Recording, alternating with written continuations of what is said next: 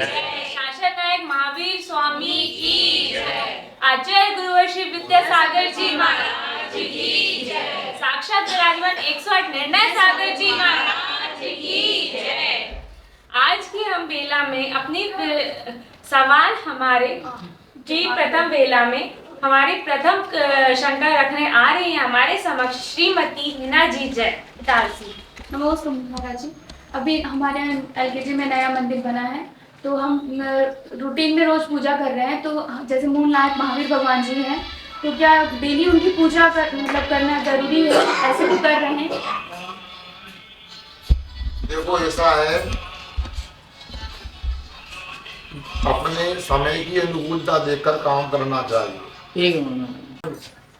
अपने समय की अनुकूलता देख के काम किया जाता है। मूल नायक अपने भगवान है, बहुत अच्छी बात है, किंतु सर्वप्रथम देव शास्त्र गुरु की पूजन की जाती है। देव शास्त्र गुरु के बाद मूल नायक की पूजन करना चाहिए। फिर आपको लगता है और भी पूजन पर्व की तीर्थंकर आदि कर सकते हैं, किंतु आपको यदि समय नहीं है तो देव शास्त्र की एक पूजन करके मूल नायक भगवान का अर्घ चढ़ा सकते हैं और अपने और तीर्थंकर का अर्घ चढ़ा सकते हैं। इसके बाद महाअर्घ में सब आ ही जाते हैं। ऐसा कोई भी नियम नहीं है कि मूल नायक की पूजा होना ही चाहिए। पूजन करते तो सर्वोत्तम है। और दूसरी बात यह है, घर में भी होता है, रोज रोटी चावल दाल सब्जी बनती है। कभी कभी क्या होता है, दाल रोटी से भी काम चला लेते हैं, कभी दाल चावल से भी काम चलाते हैं, कभी रोटी सब्जी से भी काम चला लेते हैं। एकांत से नियम कुछ नहीं है, कभी कभी बिना रोटी दाल चावल के बना भी काम चलाते हैं। तो जैसी स्थिति बनती है वैसा काम करते हैं। इतना आवश्यक कि अपने को पूजन जरूर करना चाहिए। और पूजन में देव शास्त्र की पूजन ऐसी है, उसमें सभी भगवान आ जाते हैं, सभी शास्त्र आ जाते हैं, सभी गुरु आ जाते हैं, सभी पर्व आ जाते हैं। हमारे समक्ष अपनी अगली शंका रख रही हैं श्रीमती नीना जी जन इटारसी।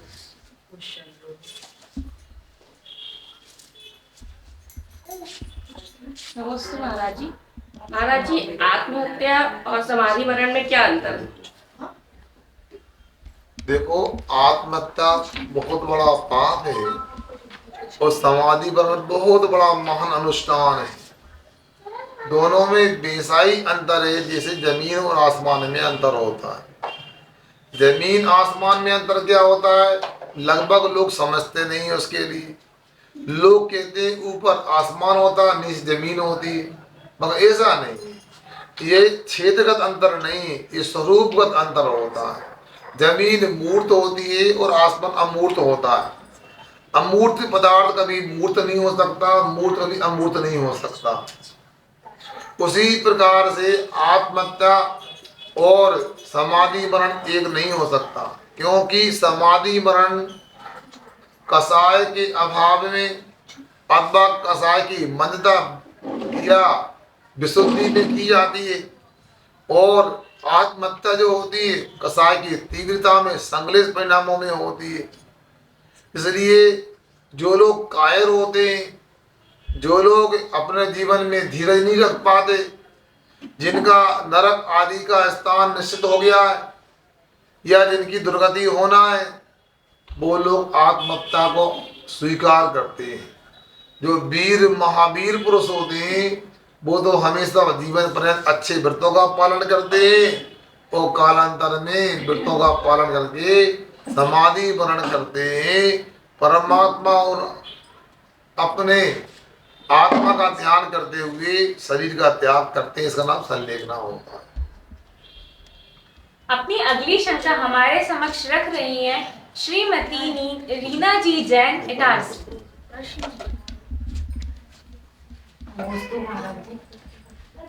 वृद्धावस्था आने पे कमजोरी के कारण किसी कमजोरी जैसे नहीं कर पाते तो उसे कौन सा कदम का वृद्धावस्था होती है, ये युवा अवस्था होती है। हमको तो अपने नियम को मन की साधना के साथ लेना चाहिए, और नियम ले लिया तो फिर कोई शर्त नहीं होती कि वृद्धावस्था की युवावस्था अपने को पालन करना चाहिए। अब साधु हैं, मान लो युवावस्था में दीक्षा ले ली, बिहार कर सकते हैं। अब मान लो वृद्धावस्था की बिहार कैसे नहीं करें, करना होगा उनको। हाथ में हाथ करना है तो करना है, खड़े होके हार करना है, इसमें कोई समझौता नहीं होता है। 3 बार सामायिक करना तो करना है, कोई समझौता नहीं होता। उसी प्रकार साधकों को, श्रावकों को भी अपने जीवन में जो नियम ले लिए उनको पालन करना चाहिए। ये मन में विचार में वृद्धावस्था है, और वृद्धावस्था आने वाली, उसके पहले तैयार हो जाना चाहिए कि हम अपना जीवन अपने निर्दोष व्रतों के साथ कैसे निर्वाह करेंगे, कैसे व्यतीत करेंगे, ये पहले से सोचना चाहिए। आप नहीं सोच पाते तो योग गुरु के मार्गदर्शन में अपने को आगे का जीवन निश्चित करना चाहिए। एक क्वेश्चन, अगर जैसे गुस्सा नहीं आती, अगर कोई गुस्सा दिला देता है और फिर क्रोध जैसे आता है, तो उसमें क्या दोनों को दोष लगता है क्या? जो दिलाता है और जो करता है दोनों को? बिल्कुल, यदि सामने वाले का गुस्सा कराने का, क्रोध कराने का अभिप्राय है, वो हमको गुस्सा आ जाता है तो निमित्त तो बना है, दोनों को पक्का है। वो अपने को भी होना चाहिए कि हम इतने कमजोर कैसे कि सामने वालों की बातों में अगर कुपित हो गए, गुस्सा करने लगे, दोनों को ही दोष लगता है। दोनों को ही ऐसा प्रयास करना चाहिए कि हमारे द्वारा किसी को क्रोध आदि की परिणति ना हो जाए, और यदि सामने वाले ने जब प्रयास किया भी है तो अपना ये ध्यान रखना चाहिए कि हम क्रोध ना करें। क्रोध जब भी करते हैं तो अपना अनर्थ पहले होता है, सामने वाले का हो या ना हो नियम नहीं है। क्योंकि अंगार को यदि अपन हाथ से उठा के फेंकेंगे तो अपना हाथ तो जल ही जाएगा, दूसरे का जले अथवा ना जले। उस समय अपने भाव कैसे होना चाहिए? अपने भाव कैसे होना चाहिए? समता भाव। सब सुखी रहे, मैं भी सुखी और तुम भी सुखी। हाँ, आगे अपनी कार्ड को बंद रखो, कार्ड अपनी अगली शंका हमारे समक्ष रख रही है बालिका ताशु जैन। इसके पश्चात इस तरह की हमारी शंका रखेंगी श्रीमती नीति जी जैन। नमोस्तु महाराज जी, हमें घड़ी क्या सिखाती है? नमोस्तु महाराज जी, हमें घड़ी क्या सिखाती है? देखो बेटा, घड़ी अपने आप में बहुत सारे संदेश देती है। घड़ी अपने को ये भी सिखाती है, घड़ी हमको ये भी सिखाती है कि जैसे घड़ी में खराबी आ जाए, खराब घड़ी भी दिन में 2 बार, 24 घंटे में 2 बार सही समय दिखाती है। मतलब संसार में कितना भी गंदा व्यक्ति हो, कितना भी दोषी व्यक्ति हो, उसमें भी कोई ना कोई गुण होता है, देखने वाला चाहिए। एक बात। दूसरी बात, घड़ी ये दिखा दी है कि हमारा समय बीतता जा रहा है, जो अच्छे काम करना है वो हमेशा कर लेना चाहिए। भगवान की भक्ति, भगवान की पूजन है, साधु को दान देना है, अच्छी पढ़ाई करना है, बड़ों का सम्मान करना है। किसी ने कहा है टिक टिक करती घड़ी सभी को मानो ये बतलाती है, करना हो तो जल्दी कर लो, घड़ी बीतती जाती है, घड़ी बीतती जाती है। इतने प्यारे समाधान के बाद हमारी अगली शंका हमारे समक्ष रख रही है नीति जी जैन इटारसी। नमोस्तु गुरुवर महाराज जी, आई क्षेत्र और सिद्ध क्षेत्र में क्या अंतर है? देखो, ऐसा है ना, समूह में बोलने में बड़ा साहस करना पड़ता है। इतने लोगों के बीच में इतनी बड़ी सभा में इन्होंने अपना प्रश्न रखा, काबिल तारीफ है। अब बात यह है, ये अतिशय क्षेत्र और सिद्ध क्षेत्र में क्या अंतर है, ऐसा पूछना चाहती थी। आप उनके शब्दों को नहीं ध्यान देना, उनके भावों को समझना। देखो, जहाँ देवों के द्वारा विशेष चमत्कार आदि दिखाया जाता है, कोई भगवान की भक्ति का विशेष बात में दिखाया जाता, उसको, उस क्षेत्र को अतिशय क्षेत्र बोलते हैं। और जहाँ महामुनि महाराज अपने कर्मों का नाश करके मोक्ष को प्राप्त करते हैं, सिद्ध अवस्था को प्राप्त करते हैं, शुद्धात्म उपलब्धि करते हैं, ऐसे क्षेत्र को सिद्ध क्षेत्र बोलते हैं। एक अतिशय क्षेत्र, दूसरा सिद्ध क्षेत्र, और इनके अलावा तीसरा कल्याणक क्षेत्र भी होते हैं। जहाँ तीर्थंकरों के कल्याणक होते हैं उनको भी क्षेत्र कहा जाता है। इस प्रकार इन क्षेत्रों के माध्यम से आत्म कल्याण करने के लिए हमें प्रेरणा मिलती है। अब अपनी अगली शंका हमारे समक्ष रख रही है श्रीमती आरती जी जैन इटारसी। इसके पश्चात श्रीमती रश्मि जी जैन अपनी शंका रखेंगी। नमस्ते महाराज जी। महाराज जी, मेरी शंका है समाधि मरण क्यों जरूरी है? मतलब मनुष्य लोगों के लिए बताते हैं ना, वृद्ध हो जाए तो सब चीज का त्याग कर देना चाहिए। मतलब देखो बहन जी, आप तो लोक व्यवहार को जानते हैं। यदि कोई व्यक्ति अपनी गाड़ी लेके जा रहा है और खूब महंगी महंगी वस्तुएं गाड़ी में हैं, गाड़ी चला रहा है, अचानक ब्रेक फेल हो जाए और गाड़ी गड्ढे में गिरने वाली है, नदी में गिरने वाली है, उस समय समझदार ड्राइवर जो होता है, गाड़ी चालक होता है, वो गाड़ी से सामान निकालने का प्रयास करता है, गाड़ी को संभालने का प्रयास करता है। यदि गाड़ी नहीं संभलती तो सामान को संभलता, जो अमूल्य सामान है वो भी नहीं संभलता, तो जल्दी से वो कूद जाता अपने दरवाजे को खोल करके कि जान बची तो लाखों पाए। उसी प्रकार मोक्ष मार्ग में जो साधक होते हैं, मुनि भी हैं और श्रावक भी हैं, उन लोगों के लिए भी ये ध्यान रहता है कि हमने जीवन में जो साधना किए, भगवान का अभिषेक किया, पूजन किया, दान किया, उपवास किए, एकासन किए, जाप पाठ किए, सामायिक किए, अथवा कोई मुनि महाराज होते रत्नात्रय की साधना की, रत्नात्रय का उपार्जन किया है, तो ये दुर्लभ आत्मा के रत्ने सम्यक दर्शन, सम्यक ज्ञान और सम्यक चारित्र, इनको हम गति से गत्यंतर ले सकें। इस प्रकार के अनुष्ठान का नाम ये समाधि मरण होता है। इसलिए प्रत्येक व्यक्ति को हमेशा याद रखना चाहिए, जो वर्तमान में कमा रहा हूँ उसको परलोक ले जाना है, और परलोक ले जाने के लिए अपने धर्म को बचाने के लिए जो अनुष्ठान करते हैं, अनुष्ठान में शरीर का त्याग करते हैं, कसायों का त्याग करते हैं, उसका नाम समाधि मरण होता है।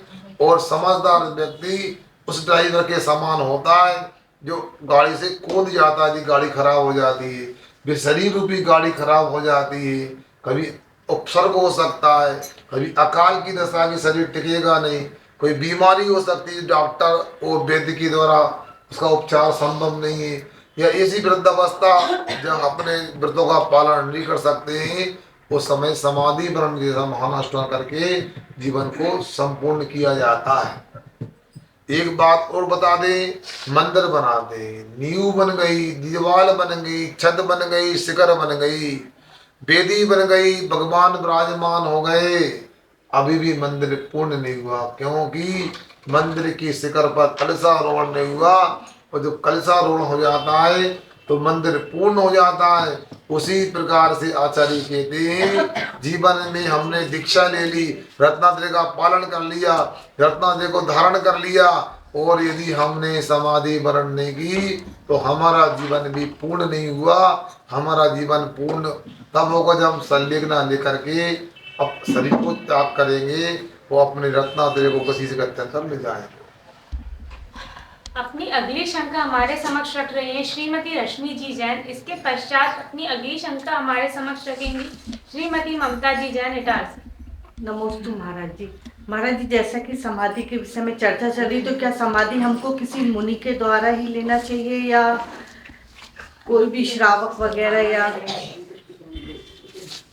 देखो ऐसा रहता है, समाधि की कोई व्यवस्था होती है। समाधि का लक्ष्य स्पष्ट हो गया आपको कि उपसर्ग आने पर, अकाल पड़ने पर, बुढ़ापा आने पर, बीमारी आने पर, जब उनका प्रतिकार नहीं होता, प्रतिकार रहित अवस्था आने पर अपनी धर्म की रक्षा करने के शरीर का त्याग करना समाधि मरण होता है। अब आपसे मैं ये पूछना चाहता हूँ कि आप लोग अपने मन से लक्षण ना बनाएं। क्यों बनाते हैं? श्रावकाचार में लिखा है, श्रावकाचार में लिखा है कि अपने जीवन भर साधना करके अपनी शक्तियों आपने प्राप्त की साधना से उसको समाधि में लगाना चाहिए। समाधि के नियम होते हैं। सबसे पहले क्या होता है कि व्यक्ति सबसे क्षमा मांगता है, अपने बालों से और दूसरे से क्षमा मांगता है, वो क्षमा करता है। क्षमा करके, क्षमा मांग के अपने जीवन के पापों की आलोचना करता है।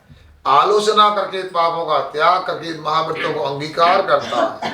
उत्साह के साथ में, प्रसन्नता के साथ में, साहस के साथ में, खेद रहित होकर के विमनस्ता का त्याग करके धीरे धीरे आहार आदि का क्रम से त्याग करता है। बेले वह गृह पदार्थों का त्याग करेगा, फिर चिकनी पदार्थों का त्याग करेगा, फिर इसके बाद छाछ का त्याग करेगा, फिर गर्म पानी का त्याग करेगा, फिर इसके बाद उपवास आदि के साथ में पंच नमस्कार मंत्र को पढ़ते हुए वह शरीर का भी त्याग कर देता है। इसका नाम संलेखना मरण होता है। और संलेखना करने के लिए कम से कम वृत्ति श्रावक तो बनना आवश्यक है। मुनि नहीं बन सकते तो कम से कम 2 प्रतिमा के व्रतों को लेकर के उस समय साधना करना आवश्यक होता है। हम लोग क्या होता है, स्वाध्याय नहीं करने के अभाव में किसी भी क्रिया को हम संलेखना वह संज्ञा दे देते हैं। सामान्य से अब ऐसा थोड़ी होता है, कोई पशु मर गया उसको रमोकाल में सुना दिया, ये अच्छी बात है, सौभाग्य, उसका भाग्य, अच्छा पुरुषार्थ है। मगर आचार्य ये कहते हैं संलेखना की विधि होती है।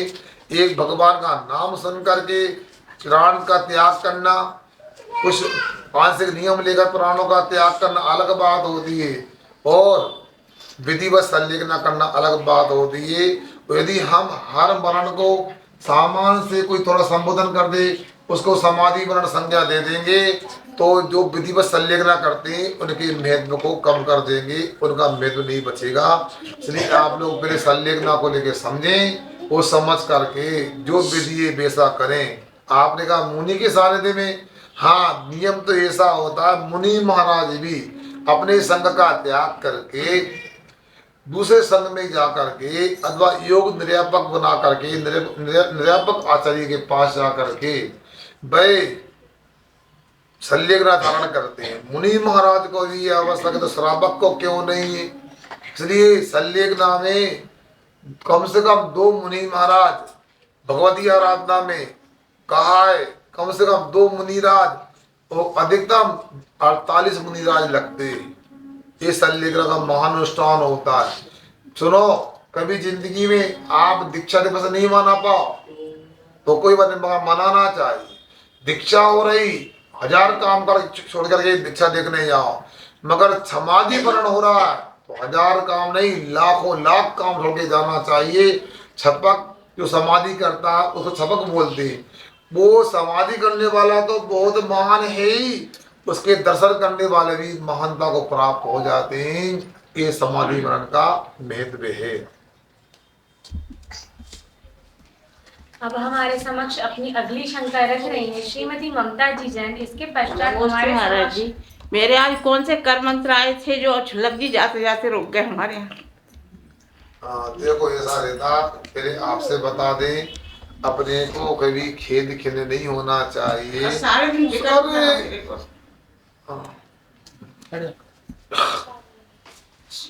देखो आपसे कहना चाहते हैं, कभी कभी क्या होता है, अकबर और बीरबल की कथा भी याद रखना चाहिए आपको। सुनो, अकबर बीरबल की कथा सुनी है आपने? नहीं सुनी है आपने? एक व्यक्ति का अंगूठा कटा हुआ था, नहीं राजा का अंगूठा कटा हुआ था। तो बीरबल से पूछा, भैया अंगूठा कटा है? तो उसने बोला जो होता है तो अच्छे के लिए होता है। फिर क्या हुआ? फिर राजा जा रहा था एक जगह से, वो बलि चढ़ाना था, मगर बलि चढ़ाने के लिए पूरा सर्वांग व्यक्ति होना चाहिए। तो उसको देखा, अरे अंगूठा कटा है, तो उसके लिए छोड़ दिया गया, जो होता है अच्छा होता है। उसी प्रकार से कोई भी घटना को आप नकारात्मक नहीं लेना चाहिए। इतनी समझदार है, इतने प्रसन्नों के सौदा का लाभ लेती हैं। अरे आप ये पूछना चाहता हूँ मैं मानता हूं कि आपकी भावना है, सुनो भावना है, छुल्लक जी का पड़गा नदी हो गया, लौट गए मान लो, तो ये सोच लो कि हो सकता पहले के रास्ते में अंतराय आ जाता तो क्या होता, वहां जाके रास्ते में कुछ मिल जाता तो क्या होता, बरसात का टाइम रहता है, चूहा वगैरह मिल जाते मान लो, उसे अच्छा कुछ होना होगा। इसके बाद भी अपने को ये सोचना चाहिए, अपने को पड़खान तो मिला, और दूसरी बात आप लोगों को मायूस नहीं होना चाहिए, अंतरंग कारण तो अपना ही होता है। मैं कितनी बार बताता हूँ, एक सिंह वृत्ति होती, एक श्वान वृत्ति होती। कुत्ते को यदि मान लो सुनो पत्थर मारो तो पत्थर को पकड़ता है, और शेर को पत्थर मारो मारने वाला पकड़ता है। उसी प्रकार से छुल्लक जी लौट गए, किसी की गलती कैसी चूक हो सकती है, आई तो बाहरी कारण है, अंतरंग कारण तो यह है कि अपने लिए दान अंतराय कर्म का उदय था। मगर अब दान अंतराय का उदय था तो क्या करें, तो उसका समाधान यह है अपने को हमेशा और विशेष रूप से दान देने में अपने को प्रयास करना चाहिए, अपने को दान देने में और ज्यादा उत्साह दिखाना चाहिए। मायूस होने से काम चलने वाला नहीं है। मैं सब लोगों से बोलता हूँ, कभी प्रतिकूलता आती तो याद रखो, असाधा वेदनी कर्म का बंद कैसे होता है, दुख करने से, शोक करने से, ताप करने से, पश्चाताप करने से होता है। हाँ, इसलिए आप लोगों को मायूस नहीं होना चाहिए, बल्कि ये अनुमोद ना करो, भैया हमारे यहाँ से लौट गए महाराज जी, हमारे यहाँ नहीं आ पाए, तो ऐसा है कि जहाँ भी जाए निरंतराय आहार हो, निर्विघ्न आहार हो। और दूसरी बात यह है, महाराज नहीं आए तो ये अपने हाथ में नहीं था, आप तो महाराज जी के चौके में जा सकते हो ना, हमारे पास आते अच्छे से हार लेते, हम मना कौन ने किया, उनके पास जाते अच्छे से हार दिया, अब दे लेते। वो कभी कभी योग बनता, ये भी नहीं समझना चाहिए कि इनने चौका लगा लिया हमारा नहीं हो पाए, बल्कि समझो कि उनका चौका था तो हमारा से लौट करके उनके यहाँ तो बहुत अच्छे हार हो गए। इसको सकारात्मक लेना चाहिए। और सुनो, आपने बात निकाल दी तो दुखी होने की बात नहीं। एक श्यामलाल जी बड़गुल थे, जब मेरी दीक्षा हुई 1999 में, हम चतुर्मास करने इंदौर गोमड़गिरी गए थे, तब से जाना दोबारा हुआ नहीं हमारा। तो गोमड़गिरी इंदौर गए थे, तो वह इंदौर गोमड़गिरी में क्या हुआ, एक श्यामलाल जी बड़गुल थे, और व्यापार उनके जीवन में एक अलग व्यापार है, परिवार शब्द परिवारों में नहीं होता है, मगर उस समय उनकी भावना बनी, और उनको देख कर लगता है बड़ी बड़ी मूछें थी, ऐसे बच्चे तो पसीना जाए भाग जाए देख कर, हुआ दे समझे उनके लाने डर जाए। वो चौका लगाते थे, 4 महीने का चतुर्मास था, और डेली चौका लगता, पति पत्नी चौका लगाते थे। और उनकी पत्नी के महाराज दादा को ऐसे गुस्सा आते कि लग जिंदगी हम तो पसीना जा तो नहीं दे आँख देख रहे खोल के तो हमें। और चौका लगता था 4 महीने में मात्र 15 हार हुए। सुधीर भाई कितने? 15 हार हुए, अच्छे की हार नहीं हुए। लगा कि भैया तो गड़बड़ हो गया। उन्होंने कहा चिंता मत कर, ये आचार्य श्री क्या करेंगे, आनो पड़े उनके लाने, कैसे नहीं आए वे गिल्ला के, हम पीछे न छोड़े उनको।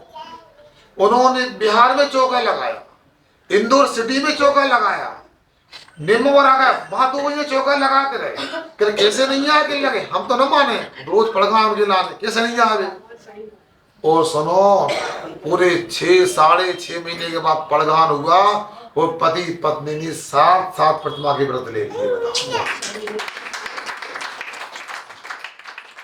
कैसे कर रहे हैं बताओ। तो कभी कभी ऐसा होता है।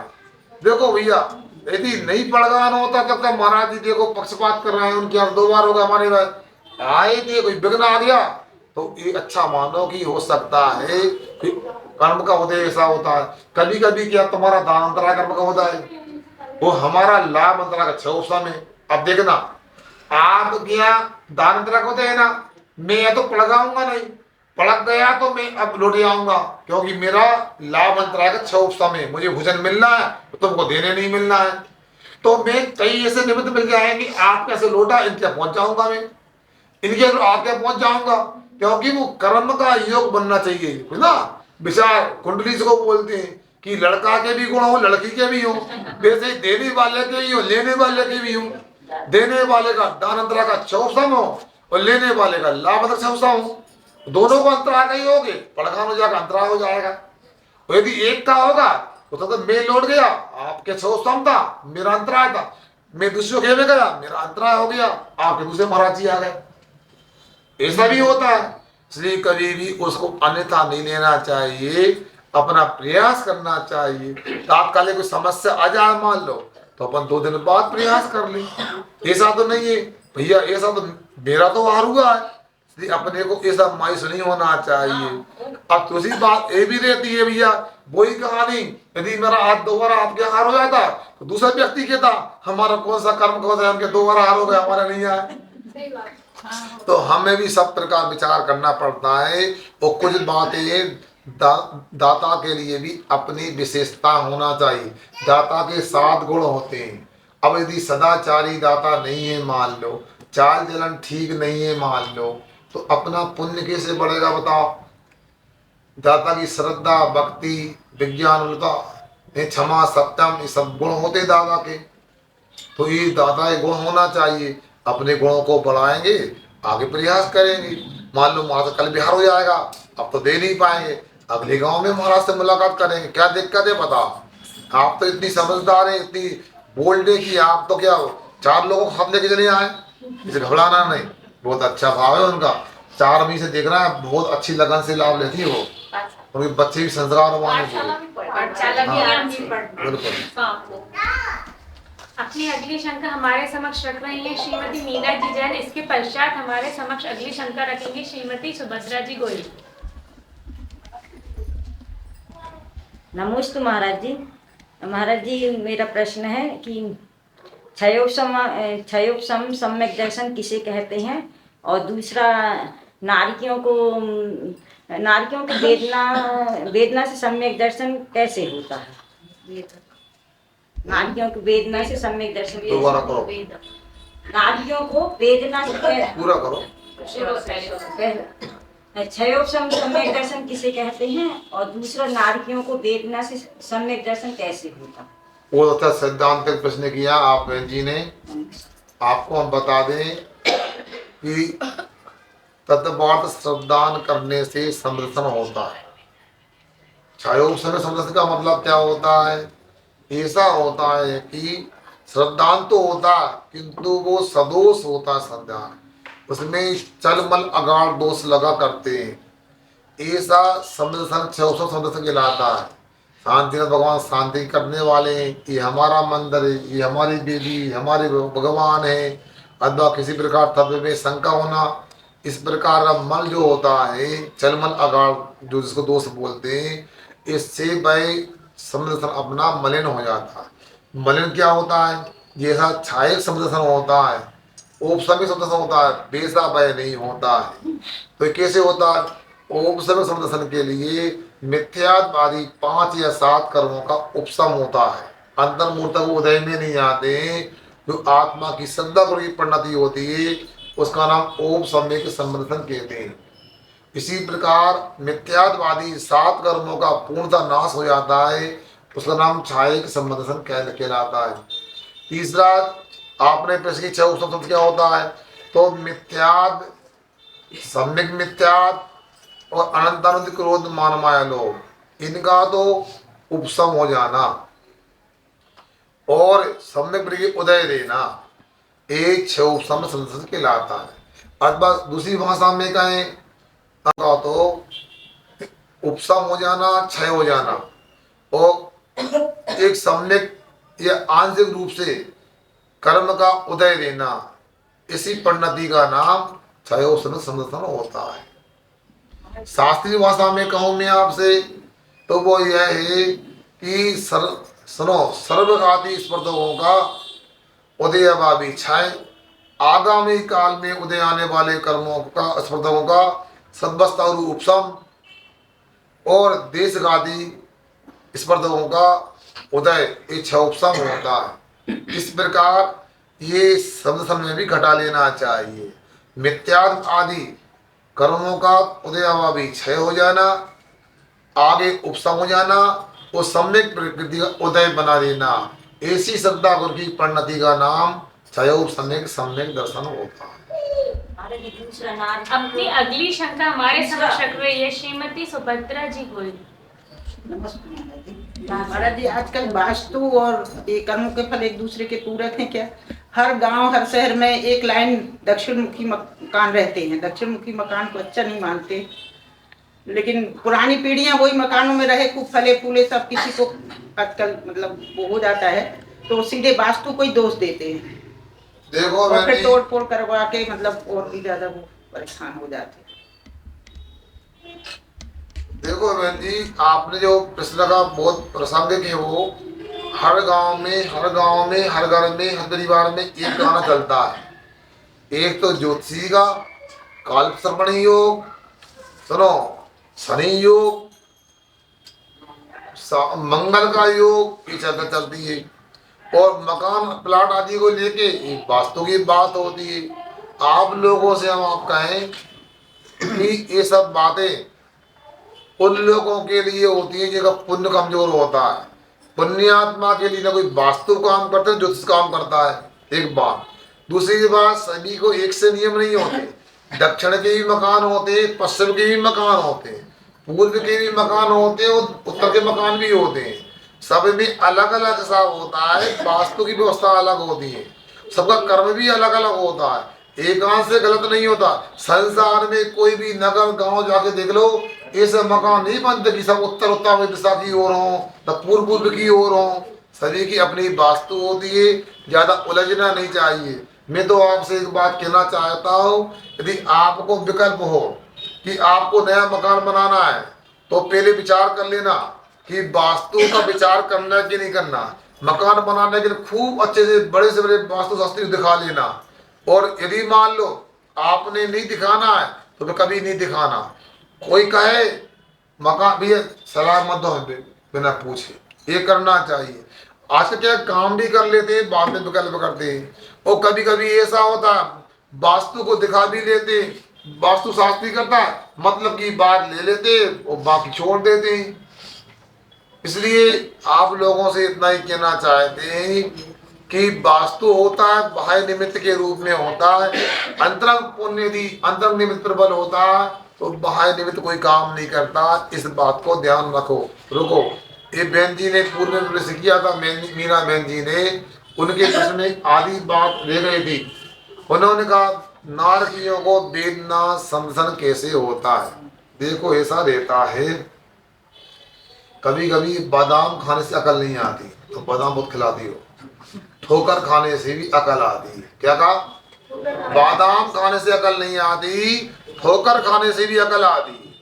नारकियों को क्या होता है, वहां जाकर के जो नरक की वेदना होती है उस समय जो अवधि ज्ञान विभव ज्ञान होता है, उससे ये उन्हें पता लग जाता है कि ये वेदना हमने धर्म का श्रद्धा नहीं किया, धर्म का आचरण नहीं किया, ये हमारी गलती रही। हमने परिवार वालों को परेशान किया, हमने परिवार वालों से मित्रता नहीं रखी, इस प्रकार हमने मोहल्ला वालों से मित्रता नहीं रखी, हमने लोगों को परेशान किया और उन्होंने हमको सलाह दी धर्म करो, हमने धर्म में रुचि नहीं दिखाई और इस प्रकार उनको धर्म पर श्रद्धा हो गई।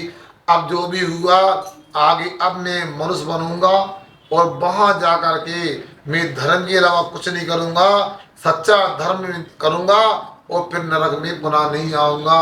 ऐसा श्रद्धान करने से वहां पर भी मिथ्यात्व आदि का उपशम क्षोक्षम आदि हो जाया करता है। ऐसा अपने को जानना चाहिए। हाँ। अब हमारे समक्ष अगली शंका अंतिम शंका रख रहे हैं श्रीमान अरविंद जी एडवोकेट। नमस्ते महाराज जी। आज चूंकि संलेखना और समाधि की चर्चा चल रही है, मैंने 2-3 दिन पहले सुना था कि आचार्य जी द्वारा प्रथम दीक्षित गुरुमती माता जी को लकवा लग गया एक साइड। अब आप लोग जो आहार लेते हैं वो दोनों हथेलियों को इकट्ठा करके लेते हैं, तो ऐसी स्थिति में आहार लेना संभव नहीं होगा। तो ऐसी स्थिति में उपचार किया जाना चाहिए नहीं। मेरे को जहाँ तक जानकारी है वैज्ञानिक रूप से कि लकवे का जो उपचार होता है जितने जल्दी हो जाए उतने जल्दी ठीक होने की संभावना रहती है। और मैंने ये भी सुना है कि संभवतः आचार्य समंत भद्राचार्य महाराज जी को भी भस्म व्याधि हुई थी और उन्होंने भी उपचार का किया था। तो ऐसी स्थिति में क्या उपचार करना उचित है या नहीं, तो फिर क्योंकि ये जरूरी नहीं है, संलेखना होती है जीवन का तब जबकि उसमें बचने की संभावना नहीं हो। समाधि की तो अभ्यास किया जा सकता है, लेकिन ऐसी स्थिति में क्या उपचार लेना चाहिए नहीं, क्योंकि ये झाड़ने फूकने से कुछ होता नहीं। समुचित उपचार अगर समय पे हो जाए, क्योंकि एक एक मिनट में उसका तीव्रता बढ़ती है, तो मेरी निवेदन है कि ऐसा उपचार किया जाना चाहिए। वकील साहब ने बहुत लंबा विस्तार से प्रश्न कर दिया है, मगर आपसे मैं ये कहना चाहता हूँ कि क्रिकेट तो सबने देखी होगी, सुन रहे कि नहीं आप लोग? क्रिकेट में 3 लोग होते हैं, एक खिलाड़ी, एक रेफरी, क्या बोलते हैं उसको, नहीं हिंदी में क्या बोलते हैं उसको, निर्णायक, हाँ, और तीसरा होता है दर्शक। मैं ये कहना चाहता हूँ जो खेल के मैदान को देखते हैं, खेला भी होगा आपने, वहां पर अंदर में पंपम भाई ये बताओ कि खेलने वाले और जो अंपायर होता है, रेफरीज को बोलते हैं, उन दोनों के बीच की बात होती है और हम लोग दर्शक रहते हैं। मगर दर्शक लोगों को कुछ भी अधिकार नहीं होता कि खिलाड़ी को कुछ कहें हम, तुम आउट हुए कि नहीं हुए, आपका चौका मानना कि नहीं माना, LBW हुए कि नहीं हुए, दर्शक बोलते क्या? नहीं बोलते। उसी प्रकार ये हमारा विषय नहीं है। आपने समध्व स्वामी का उदाहरण दे दिया, आपने उनकी बात बताई, ये मानता हूँ कि हमारे, सुनो, राजमार्ग भी होता है, अपवाद मार्ग भी होता है। यदि कोई प्रतिकूलता आती है तो किसी प्रकार से सदोष उपचार का सहारा नहीं लेते हैं, ये राजमार्ग है। मगर यदि मान लो कोई स्थिति बनती है, जीवन अपना अभी इतना नहीं है कि मरण हो जाएगा, शरीर छूट जाएगा, तो अपवाद मार्ग भी होता है। मगर अपवाद मार्ग अपनाना है या नहीं अपनाना है, ये तो निर्णायक जो होता है अपने से ऊपर वाला होता है, उसके अधिकार क्षेत्र में होता है। अपने को ये दिमाग बिल्कुल भी नहीं लगाना चाहिए। इतना आपस का ही आपने नाम लिया, हमारे संघ की ज्येष्ठ श्रेष्ठ साधना करने वाली कारिका गुरुमती जी को हमने भी सुना कि उनके लिए लकुआ, जो पैरालिसिस बोलते हैं, उसकी बाधा आ गई। वहाँ पर लोग, चिकित्सक लोग भी गए, ऐसे उपचार कर रहे हैं और भी लोग आसपास पहुँच रहे हैं। तो खिमलासा में संभवता है, हम भी भगवान से प्रार्थना करते हैं वो पूर्वी की तरह स्वस्थ हों, अपनी साधना और प्रभावना करती रहें। मगर इतना अवश्य संलेखना जो की जाती है, उसकी व्यवस्था, उसकी परीक्षा ये बड़े आचार्य अनुभवी लोगों के द्वारा होती है। इसको लेकर के हम कुछ भी नहीं कह सकते। और दूसरी बात, जो परोक्ष में, उनको तो बिल्कुल ही नहीं बोलना चाहिए। जब स्टेडियम पे बैठे हुए पपेजियन के लोग भी कुछ नहीं बोल रहे, तो हम यदि यहाँ बैठ करके बोले वो आउट हो गया, उसको ये आउट नहीं किया, ये तो गलत बात है। तो ये अपने को उन पर छोड़ देना चाहिए। हम तो बस भावना भाएं, वो स्वस्थ हो जाए। श्री विद्यासागर जी महाराज की